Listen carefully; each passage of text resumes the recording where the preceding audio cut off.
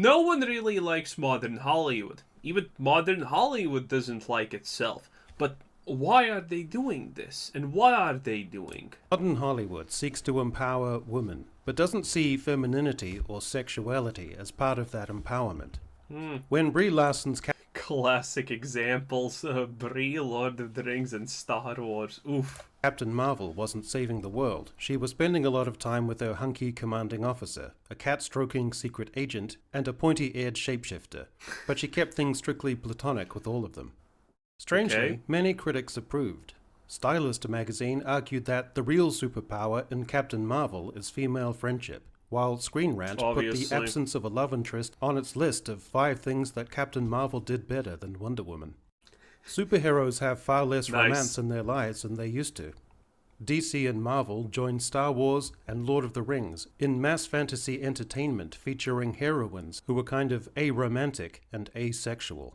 Consider the profoundly romantic and poignant exchanges when Aragorn falls in love with Arwen in The Lord of the Rings, and the challenges they face as their love grows richer throughout the saga. And Galadriel! What?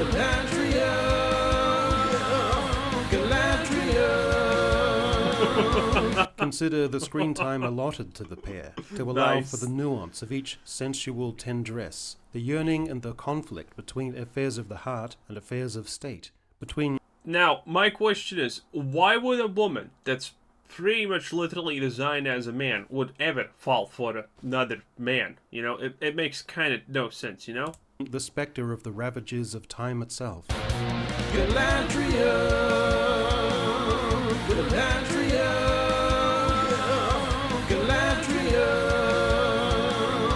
Think of the better than the actual Rings of Power, though. Princess scoundrel flirtation in the original Star Wars trilogy, and the depiction of Padme in the prequel films, not only as an independent, assertive, and capable young woman, able in a firefight, but also as a maternal figure, looking forward to her role as a mother. Now compare that with the just good friends lame chastity of the recent trilogy. Looking closer, consider the recurring archetype, again and again and again, of strong, independent women for whom no intimate relationships exist or seem likely to exist. Until recently, romance and sexuality has been essential to superheroes on the big screen. Michael Keaton-era Batman had Vicky Vale, and the almost dauntingly erotic Michelle Pfeiffer as Catwoman. And the superhero genre can lay... I mean, it's Catwoman. People would riot on the streets if she wasn't hot. Claim to at least 2 iconic romantic sequences. One is the Airborne Ballet, scored by John Williams, during which Superman flies Lois Lane over the sparkling city in Richard Donner's Superman. The other is the moment when a rain-drenched Mary Jane Watson peels back Spidey's mask just enough to kiss him as he hangs upside down in Sam Raimi's Spider-Man. But did Spider-Man consent? I don't think so. I think that's a problem. In years, superhero films have largely dispensed with sexuality, seduction, and romance. Love interests have been sidelined or written out altogether. One explanation may be that there is just no room for romance anymore. When you've got a convoluted, multi-film epic about 50 heroes foiling a genocidal alien giant, something has to hit the cutting room floor. But I think there are more dismal modern forces at work. I honestly think, you know what? Considering the low quality of these movies and these series, it's good that we didn't actually have it in the first place, because it would be probably beyond cringe. Modern generation is, according to polling, the most sexually diverse there has ever been, with up to 20% identifying as LGBT, with further categories and permutations such as non-binary, gender fluid, and genderqueer.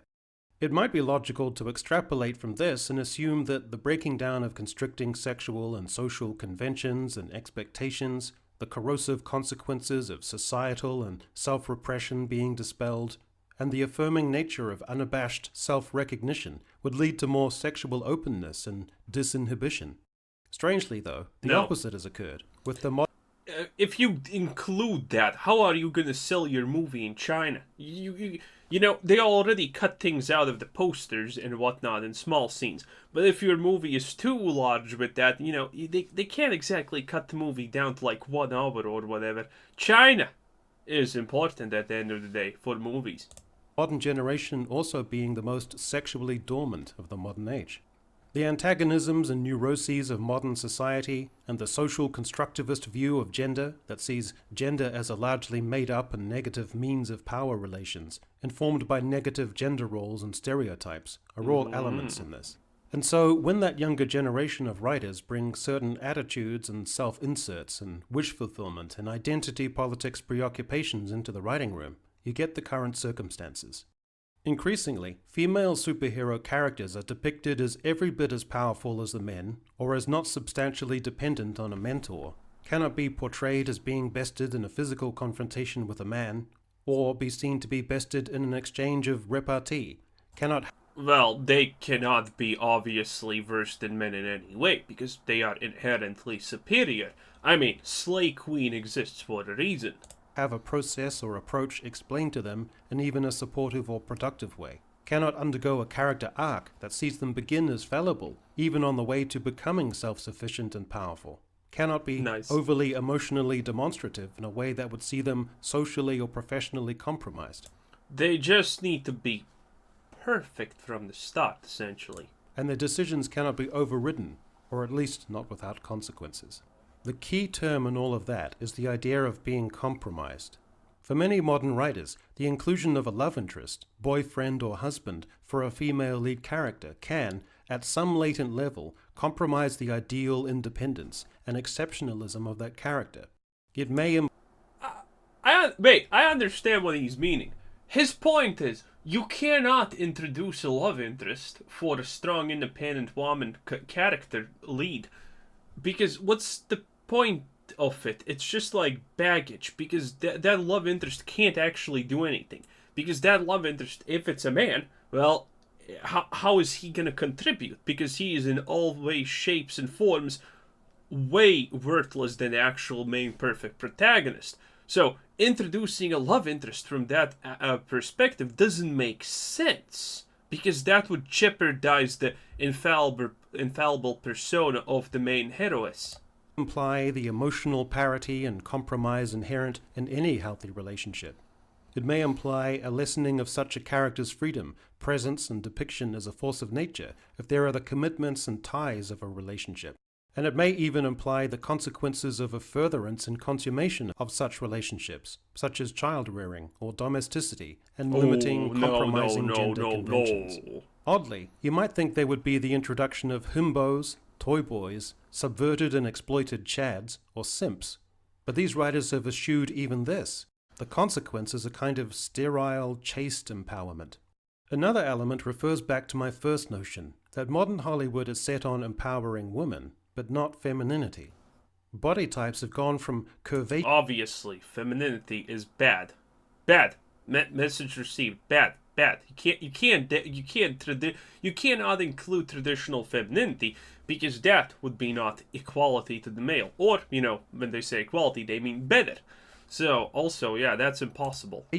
Which many assumed was the thing modern feminism wished to promote in the face of unrealistic body expectations, to instead favoring a female body type that is lacking in curves at all, and more approximates the physique of a 16-year-old boy.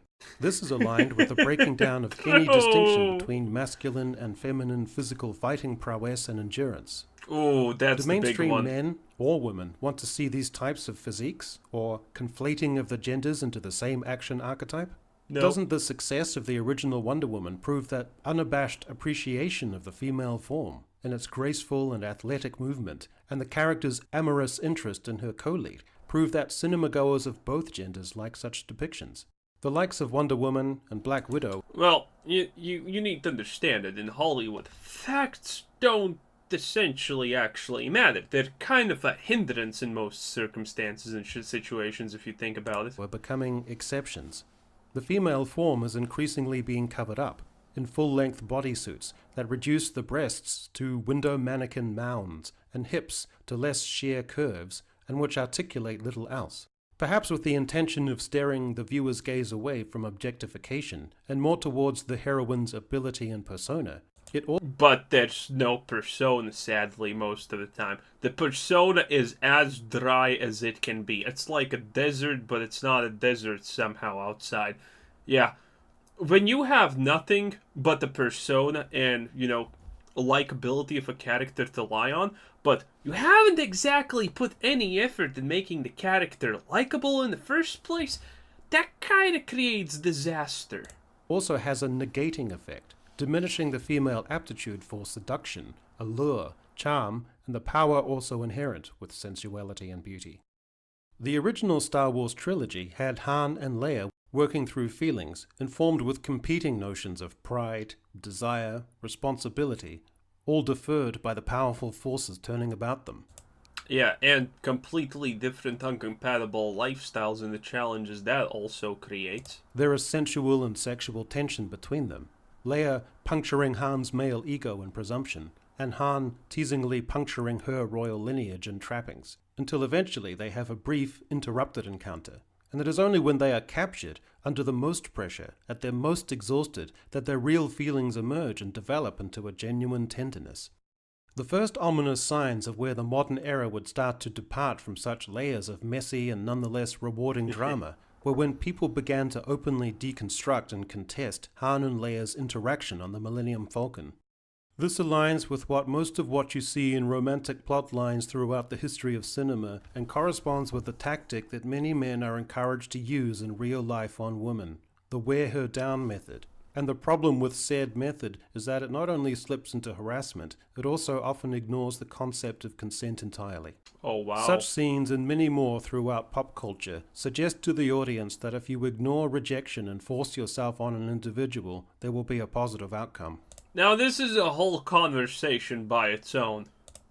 There was, and is, a sense here of a winnowing away of the idea of what constitutes allowable seduction, of making a move, of hitting on someone, of seeking to break a deadlock of drawn-out flirtatious sparring.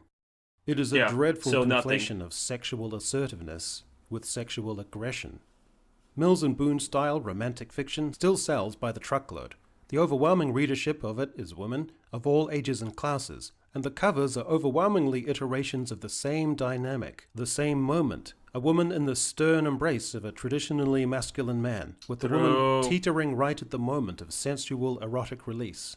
There is her consent or giving way to the man, but also her consent and giving way to her own desires, the upheaval of her own control. These modern humorless commentators don't allow for any of this, especially... Well, you can't allow the modern heroine to lose control at any moment, because that would be, again, completely against the stereotype of infallibility. Not that duality in the woman, because, you guessed it, it is a means by which she might be compromised. Yep. The issue then, when you get right down to it, is that modern screenwriters are often inferring a deeper insecurity. In attempting to craft powerful female characters, they are often producing hollow, unengaging, and banal ones. Not because those characters are single and independent and assertive. There are plenty of women like that who are the coolest people you're likely to meet. But because the characters have been cordoned off, a little pathetically, from anything that might be seen to compromise them. True. Developmentally, socially, romantically, or sexually. They don't have to make mistakes, be brought down, grow, and change. They are the modern Hollywood screenwriters' equivalents of Peter Pan, forever dueling with the patriarchal pirates in the Neverland of La La Land. Nice. Well put. Definitely well put. And this is by Echo Chamberlain. Hard to pronounce, but anyway, you can see it right here. Bam, there you go. Pretty good stuff. Well, it's true. And by the way, you can easily kind of just forego all romantic relationships in a movie if you want, but that means that you have one less avenue that make you to make your hero, heroine, or whatever more relatable, more understandable for the viewer, and that makes their personality a little bit more shallow in the process. But if you do that, that's not really a problem, as long as you substitute the lack of those emotions, empathies, and what comes out of it with something else, something that you elevate. But modern day movies don't exactly do that. There's no elevation to be had in a hero, or heroine, because they're already there. You're literally just kind of watching them go through their life and everything just falls into place magically. They don't grow as a human, they don't show emotions, and, well, they don't even have to think most of the time because everything's just gonna magically happen in their favor. And if you remove something like romance, well, again, one less avenue to explore and make a character likable. And considering you already don't have anything anywhere else, there's nothing to elevate. So, overall, it just makes it worse. In any case, good stuff. Anyway, like, subscribe, comment down below, and have a nice day. Bye-bye.